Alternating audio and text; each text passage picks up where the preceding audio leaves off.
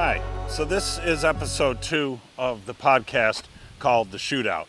And in this episode, which is actually a continuation of the first interview I had with Anthony Bourdain's traveling companion and friend, Zamir Gotta. And I've known Zamir for a few years now, and I thought, gee whiz, I'd catch him while he's in town and get him on the record talking about what it was really like to be with Bourdain on his shoots. Additionally, in this episode, we're going to be talking about our documentary, 98 Degrees West, Zamir Discovers Bourdain's America. And in it, we're going to show some deleted scenes and some other fun stuff. So we're going to pick this right up where we left off at the beginning of part 1. And that's where we're talking about Zamir's drinking habits. I hope you enjoy. So there was another time in Bardstown, Kentucky. We were having dinner, and the waitress said, "Excuse me, sir, are you like famous or something? There's some guy out front wants to meet you." And that turned out to be our friend Patrick. And so we met Patrick, and you became fast friends, and we even met with him here in Buffalo and shot a segment of the film that we could not use for a number of reasons, including relevance. But what that scene of you and Patrick here in Buffalo walking and talking was about drinking. And the one thing, again, in this film, I played up a lot about alcohol because it's a prop. It's a cigarette, it's a beer in your hand, it's something to do while you're filming. And I had Patrick talk about the portrayal of you as a drinker. And so I'd like to roll to this scene. It's about 2 minutes long, so take a look.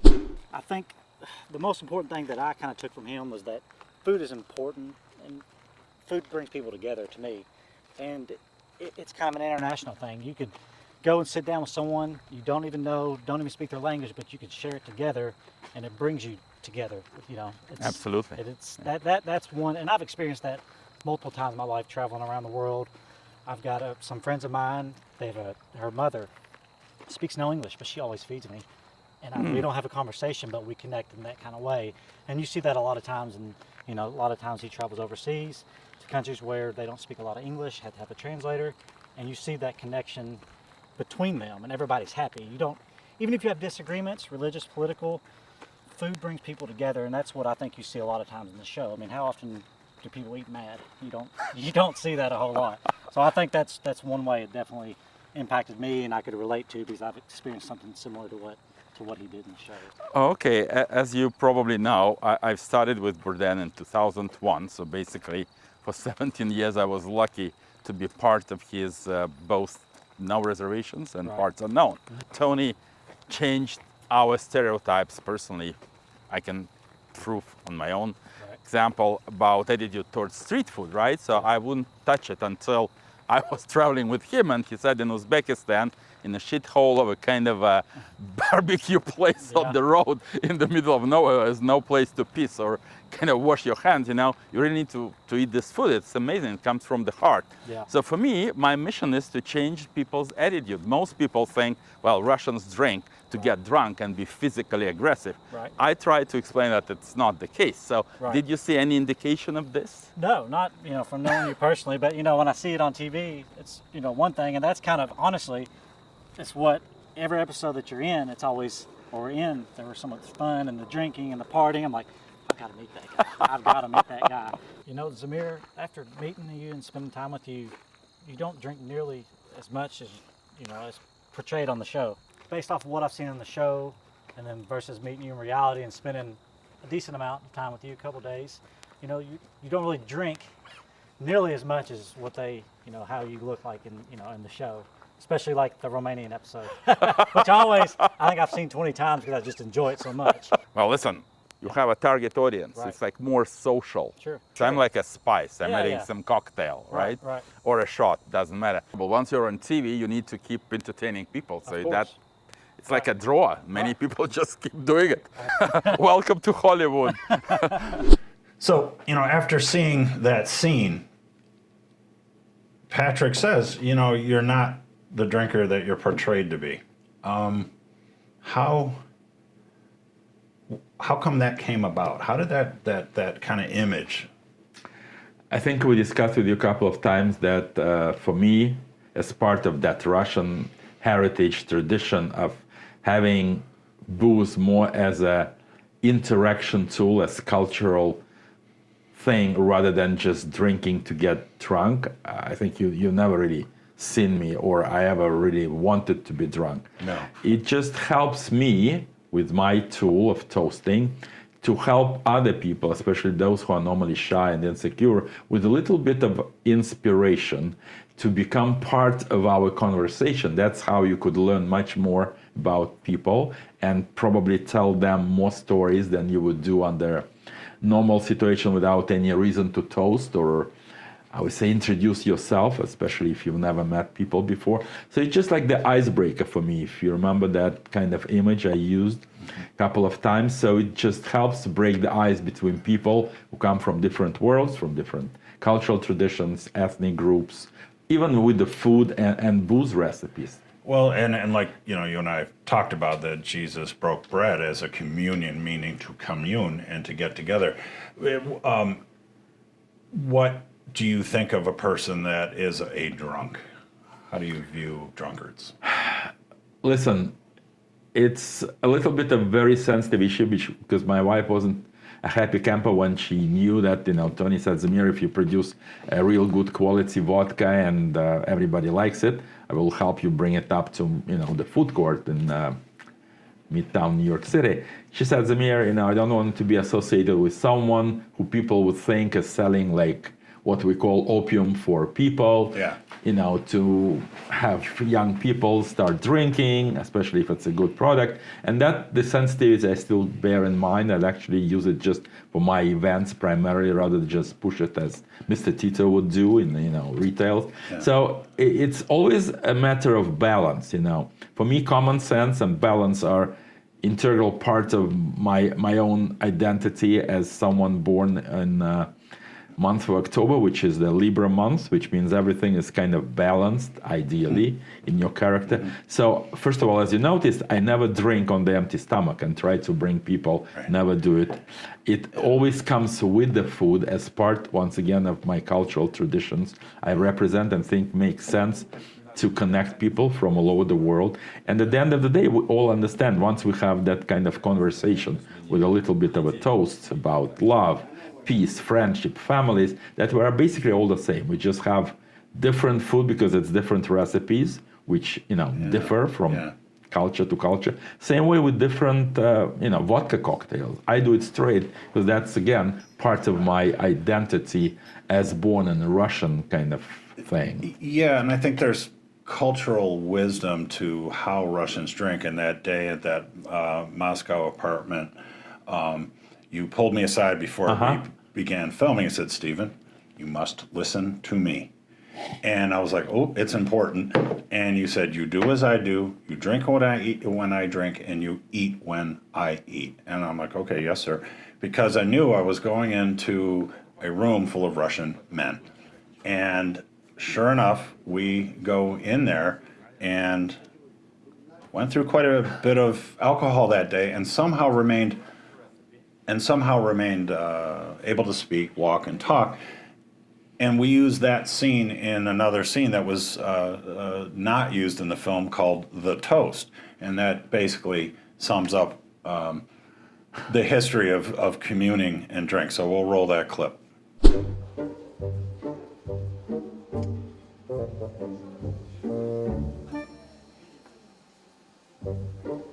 In Russia, we have many traditions, and one of them, probably the most important for me as a Toastmaster in spirit, is toasting. We don't drink without a reason.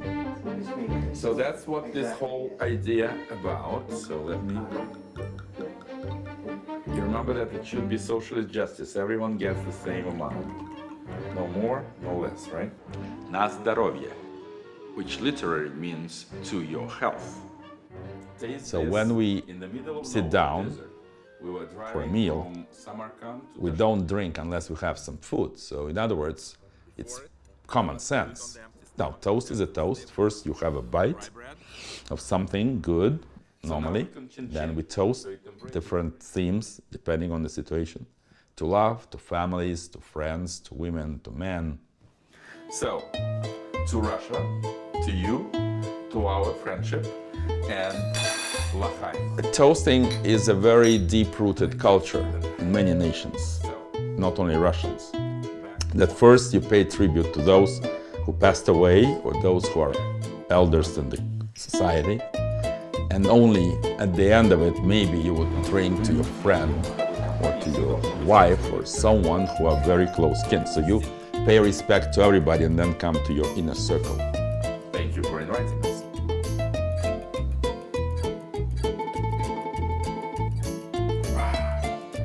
One drop is allowed.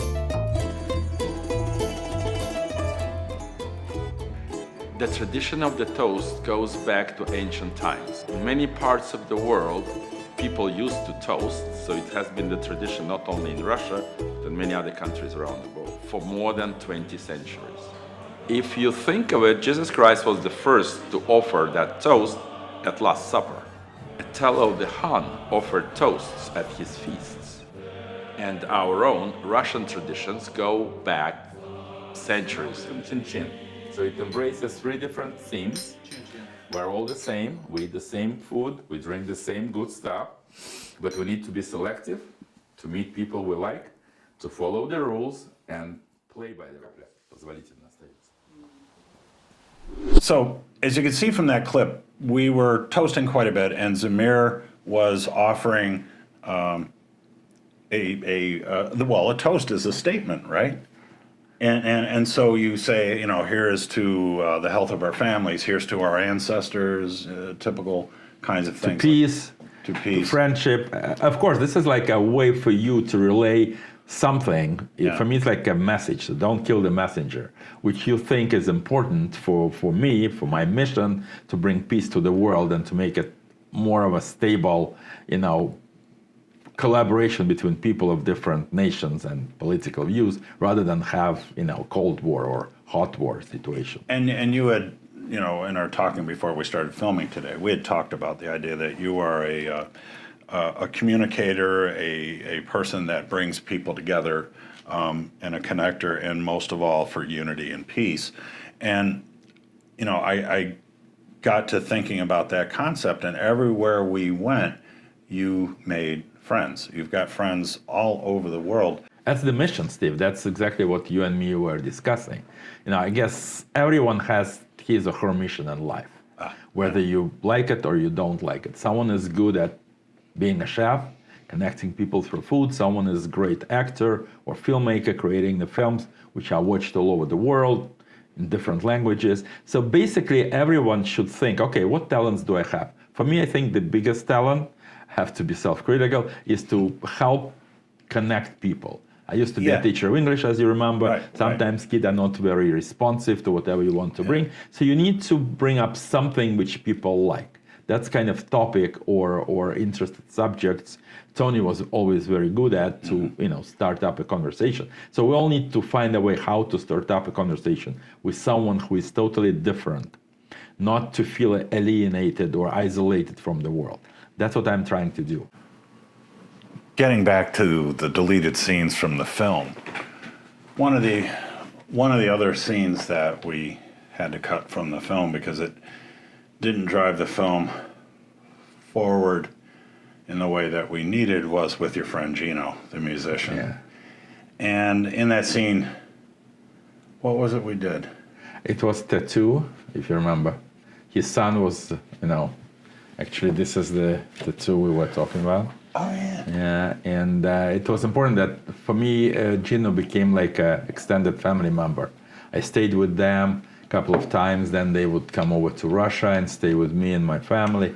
So from this standpoint, it was kind of important to explain that Buffalo really became as my second home in the US, because, you know, Gino and his family, his son doing it, his wife Brenda, you know, cooking for us when I'm there, was kind of part of Zamir and Buffalo as an amazing love affair, if you know what I'm saying. So here's that clip. Speaking of sex and guns, my next trip to America brought me to a tattoo shop where I met my friend Gino. I had long wanted to add to my own personal tattoo collection something to remind me of my mission of peace: Tony and vodka. Someone forgot to tell me how much it hurt. Seriously. Yeah, writing. Guys, Gino and you had a really good conversation in that shoot about the industrial heritage of Buffalo and the working class, the proletariat and all that. And I really wanted to use that, but the direction of the film went towards bigger issues than getting to know Buffalo. If we had had a real budget and real production people, we could have, gotten to know Buffalo, gotten to know Buffalo's food, and do a deeper dive into concepts like racism in America that I wanted to deal with, and anti-Semitism and all this stuff. But in the end of the day, I needed to keep the film going in the direction it did go. There was one of the things in there. You went to take a drink, and Gino's son said, "No, no, no, no." He said no. And what was that? That was because, If I remember correctly, probably he gave me a little bit of anesthesia or something. I'm not 100% in it, but probably there was some conflict of interest. There was. He said, "We are not allowed to let you drink alcohol while getting a tattoo." And I think it has something to like do that. with thinning blood or something. Yeah. So that was funny. I think that was it. And on the drinking thing, again, I'll say it right now. I have known you for many years now, and I have never seen you get in your cups, meaning drunk. You always handle it professionally. You're always more of a toast master. And that leads me to another scene that we never used, which was this kind of montage of you thing. But again, people that are watching, Zamir is this person that it's like holding a cigarette. It's a prop. And so he'll do that. Well, I took a montage of all the different scenes of him going like this and put them together to some energetic music. So here's that clip. do I drink too much? Life is too short.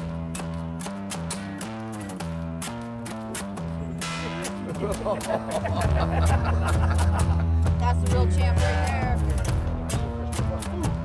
Do like this.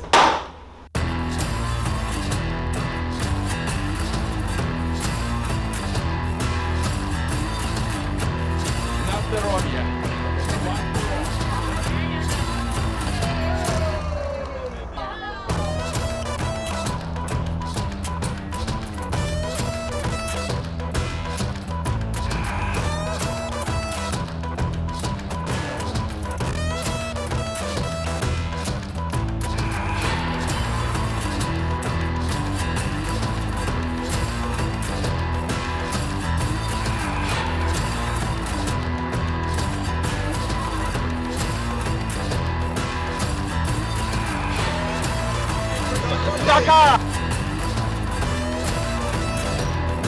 Bottoms up.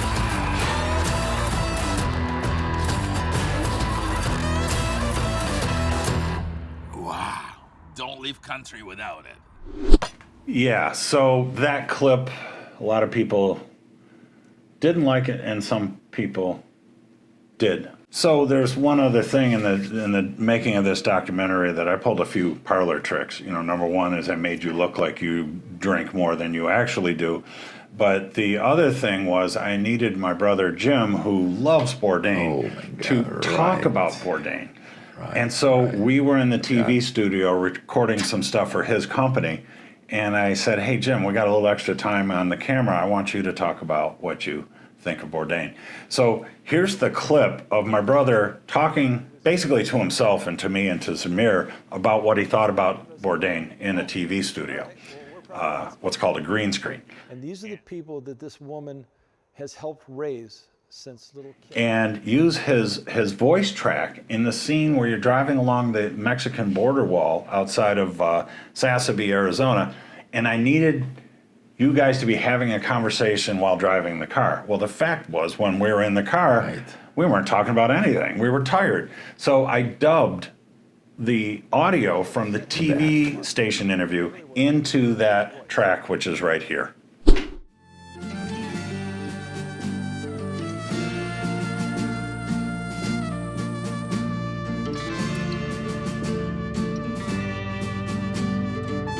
Que le habían otorgado la Cámara de Diputados. Este proceso, según versiones... Además, un funcionario de nivel medio o superior podrá tener auto del año con dinero del erario público. Los legisladores también pretenden establecer... I guess I gotta wonder, I mean, what do you think of the wall? What would Bourdain have thought of that wall? I mean, it's kind of a striking thing. 3 parties and no one is happy.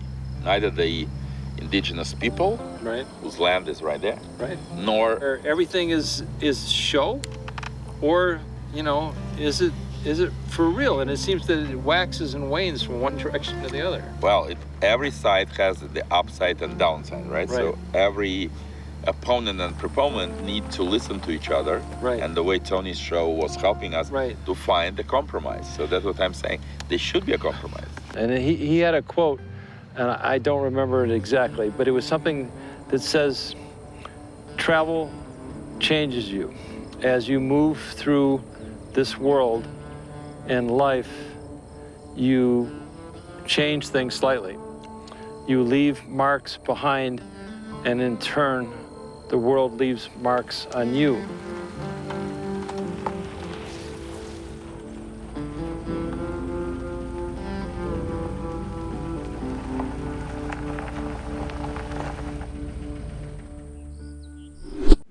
That clip gives you an idea of how we can kind of fake stuff in television. And I thought it worked out really well. I had to be sure that, like, Zamir was wearing a safari hat. And I would film it so you couldn't see his lips moving, so that when he was nodding and talking, it sounded like he was saying something. So that's a film trick for you aspiring documentary filmmakers. Is that immoral? I don't know. It's as long as it delivers the message the way you want to create that film about, it works for me. Yeah. Picking up on where we left off, one of the scenes that we didn't use was at that whiskey place in Arizona with my brother Jim. And it looked beautiful, that big table we were at, and everything looked great. And we even had a friend of my brother's who worked on those CIA spy planes, listening to Russian translation. But the scene looked gorgeous, and there were some good moments with you and Jim, and I can play a couple of cuts right here, and you'll see that the atmosphere was beautifully lit. But I think Bourdain had a saying, poor planning delivers piss poor performance. Yeah, well, that was my fault on that one. Fun time, though. So here's that clip. Then we headed north to a legendary place called Whiskey del Bach, a place known for its American-style single malt whiskey. Yeah, a bit of an idea. Jim had brought Zamir to meet his friend Rob, a former anti-Soviet intelligence officer. When I asked Zamir to come down here, we wanted to show him the wall because he couldn't go see the Berlin Wall. That's gone. It was too late. So, you know, the Cold War is over, and the Berlin Wall is gone. But now we have a wall on our own country. You know what? That's what I thought the day before I got there, but talking to different people in the street. So you can see in the Whiskey del Bach scene that it was a nice time, but I tried to pull out some stuff from that scene, but I just couldn't get there. But while we were down in Arizona filming, there was another scene with my brother's friend Victoria, and we had talked there about life living in that part of Arizona, and that her family is of Mexican heritage, and that she had lived in this tiny town so long that streets were named after her own family. And one of the things that we did with you is we had you walk through that cemetery. And it was really a beautiful scene because you walked with a genuine reverence for the ancestors, not even knowing who they were. And it reminded me of when you and I were in Moscow and we went to visit your family. I stayed out, but it seems to me that you had this deep respect. Roll the clip. I don't think not much has changed. After Zamir's meeting with Victoria was finished, he stopped to pay his respects to her ancestors and to her family that have been here for generations. To understand a place is to understand its people. So in short, those are all the scenes, or many of the scenes that we never used in the film. And we've been talking to people about distribution and getting advice of what to do with this film and maybe turn it into a series or something of that nature. Aside from film stuff, what have you been doing since we wrapped up that film?